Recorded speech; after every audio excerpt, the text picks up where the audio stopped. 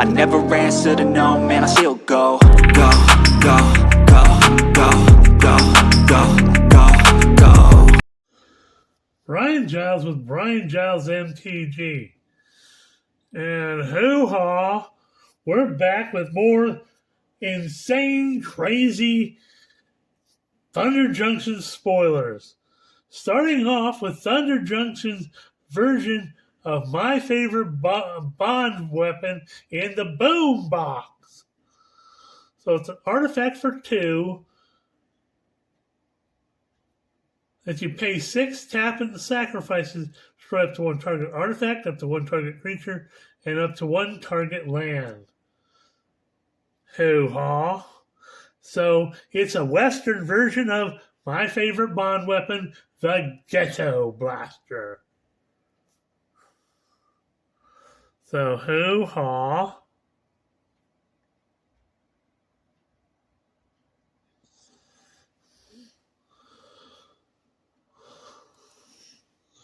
So next up, we have another spree card in Trash the Town.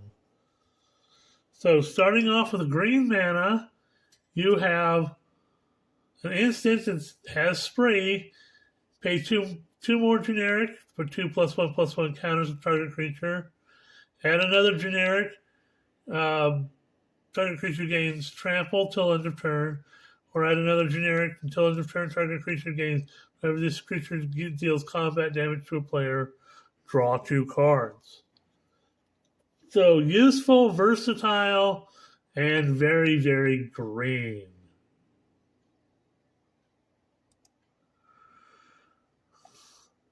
Next up, we have Hollow Marauder, a beefy black and 6 for a 4/2 Spectre Rogue that costs 1 less to cast for each creature in your graveyard. It has flying, and when it enters the battlefield, any number of target opponents each discard a card. For each of those opponents that didn't discard a card, mana value 4 or greater, you draw a card. Okay.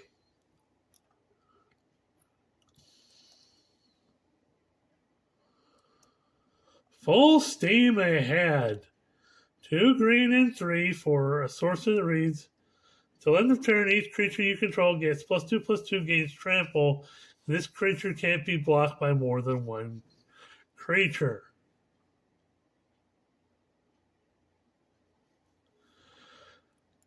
It's interesting. Good if your creature has menace.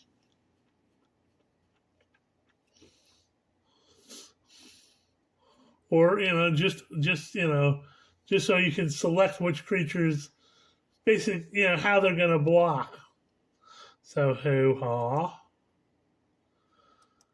Then we have Shepherd of the Clouds.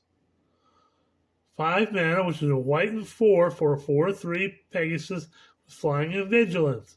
When Shepherd of the Clouds enters the battlefield, return target permanent card with mana value 3 or less from your graveyard to your hand. Turn that card to the battlefield instead if you control a mount. Well, this is something that you put in your Mounts Matters deck.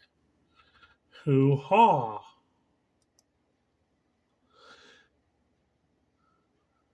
Next up, we have Sandstorm Verge. Another one of the desert lands.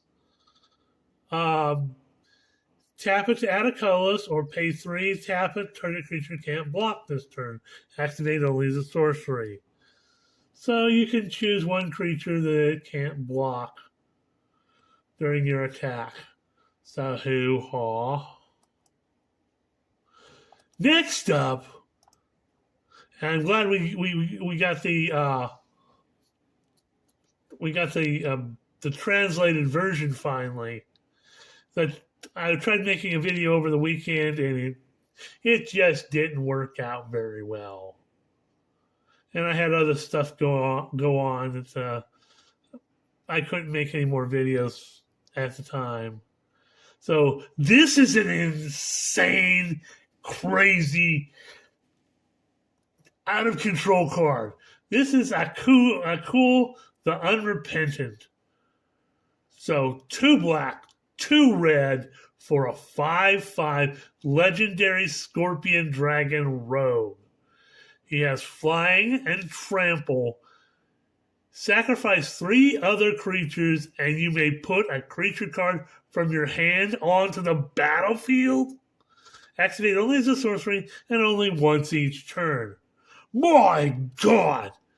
A 5/5 Flample, flying trample for 4 mana. That's insane as it is. I mean, Shelly, also known as Shieldred, is a 4/5 for 4, but this is a 5/5. Shelly has Death Touch. This has flying and trample, and it has this other ability that once per your turn, you can sacrifice 3 other creatures and put a card from your hand onto the battlefield. Say what? And this is in Rakdos, which is notorious for having sacrifice themes. And there are many cards in those colors that create those little 1/1 mercenary tokens.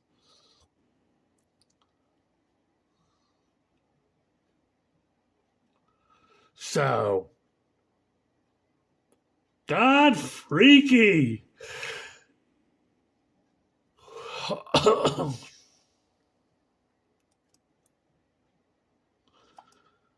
Next up, we have another insane card. In Gold Vein Hydra. This card is insanity. Green mana and X for a 0/0 Hydra at Mythic level, and it deserves every bit of that Mythic level. It has Vigilance, Trample, and Haste. So it enters the battlefield with X +1/+1 counters on it. When Gold Vein Hydra dies, create a number of tapped treasure tokens equal to its power. Say what? You just created a green fireball that, if it doesn't die, is still available to block, and if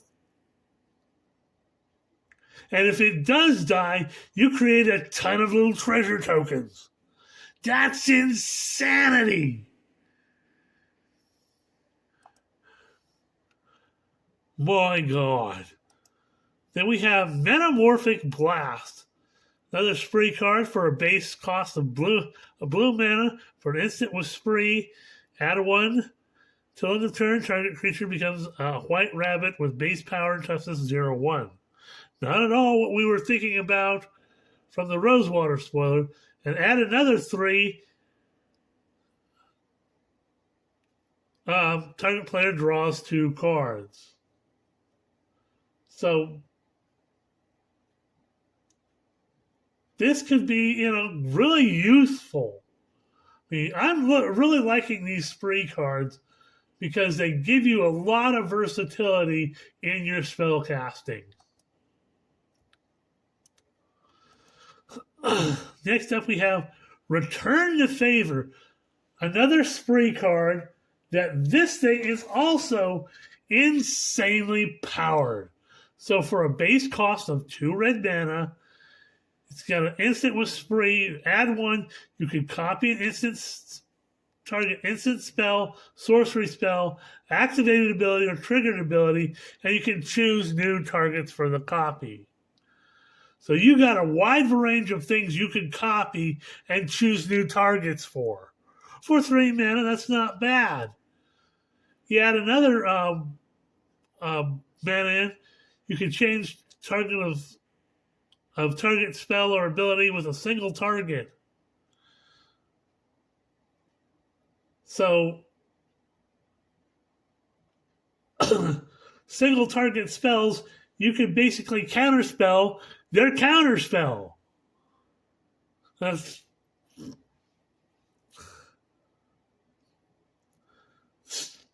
just going to... Oh, you're going to try to counter that? Oh, I'm just going to pay 3 and counter that back. That's insanity. Red counterspell. Whoopsie! Next up, we have another companion card in, and he joins up for Naya, which is red, green, white, and 1.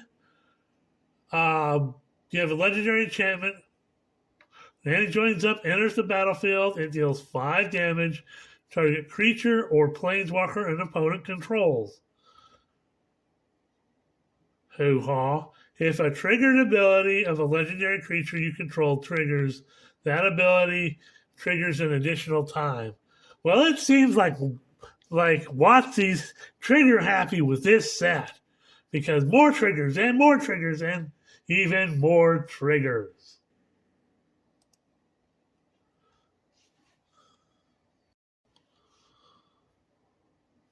Next up, we have Wily Duke 18 Hero. A green, a white, and 1 for a 4/2 legendary human ranger with vigilance. Whenever Wily Duke 18 Hero becomes tapped, you gain 1 life and draw 1 card. That's really good, and picture shows her riding a horse, so the idea is to have this in your mount deck, which is the mount colors of green and white. Also, with that Annie joins up enchantment we just saw, that can double that ability. So, hoo-ha. Then we have Jim Lightfoot Sky Explorer. So for a white, a blue, and 2, you get a 3/3 legendary human scout with flying and vigilance. At the beginning of your end step, if you haven't cast a spell from your hand this turn, draw a card. Well, the plot theme deck is in the Azorius blue and white colors, so hoo-ha. Next up, we have some of the what's referred to as the crime cards. First up is Archive Trap. 2 blue and 3 for an instant trap. If an opponent searched their library this turn, you may pay 0 rather than pay this spell's mana cost.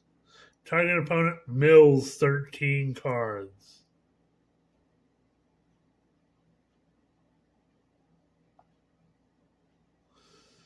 So this is the original. This is a reprint, and most all of these cards here are reprints.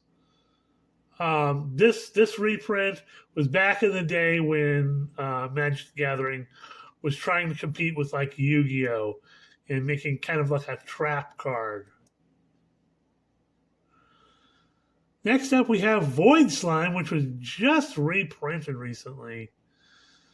But 2 blue and a green and 2 blue for instant reads counter target spell or activated or triggered ability. Except for mana abilities.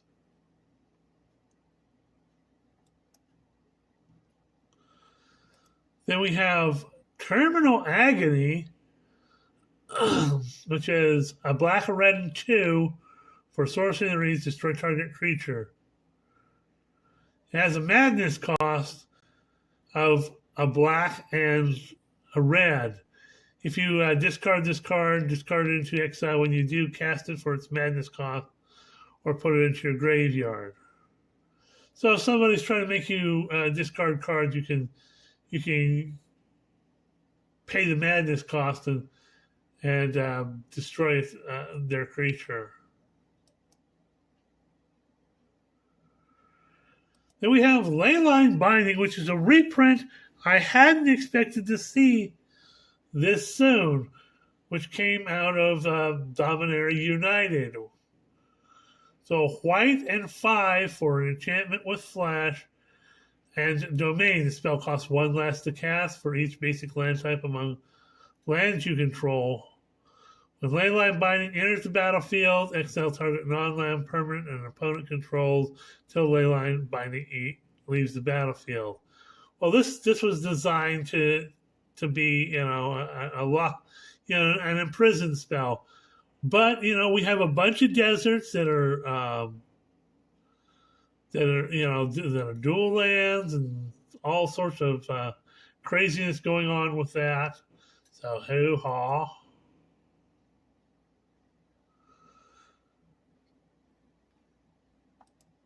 We have Heartless Pillage, which is a black and 2 for a sorcery that reads, target opponent discards 2 cards. As raid, if you attack this turn, create a treasure token. So attack. Then after your combat step is over, you can play this to make them discard a couple cards and create a treasure token along with it. So hoo-ha. Then we have Fractured Identity, which is a white and blue and 3 for a sorcery that reads, exile target non-land permanent. Each player, other than its controller, creates a token that's a copy of it. So again, this is something that you want. It's more of a commander-focused card, but you want that card.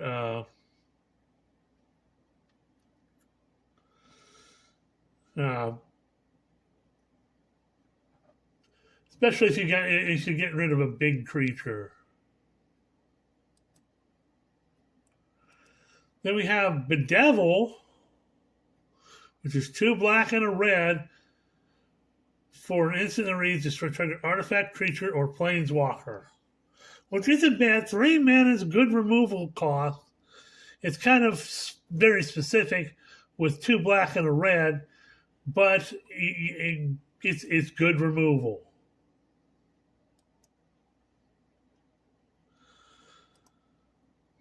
Then we have Fling. Oh, God. I didn't expect this to come. So Fling is 1 red and 1 for an instant that reads at an additional cost to cast this spell, sacrifice the creature. Fling deals damage equal to sacrifice creature's power to any target. Okay, so you have your Goldvein Hydra out, and it's like a 6/6.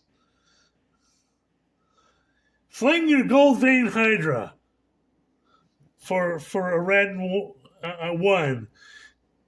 6-point fireball. And you get 6 treasure tokens. Whoopsie! Yeah, that's going to be a problem.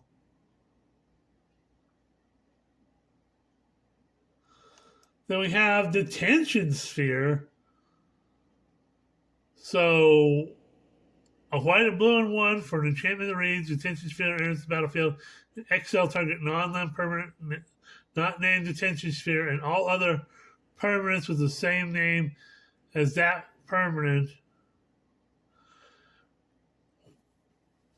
When the Tension Sphere leaves the battlefield, return the exiled cards to the battlefield under their owner's control.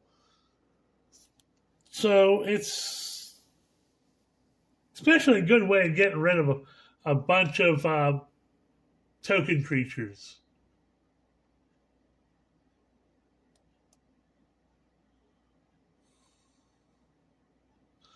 Then we have Siphon Insight, a very popular card.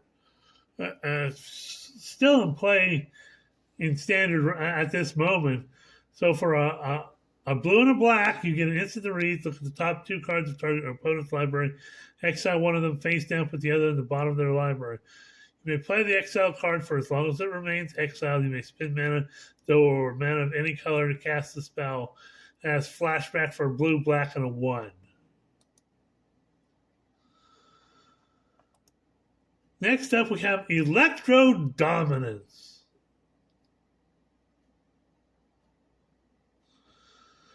So, 2 red and X for instant that reads Electro Dominance deals X damage to any target. You may cast a spell with mana value X or less from your hand without paying its mana cost. So you get a fireball and a freeze spell. Hoo-ha!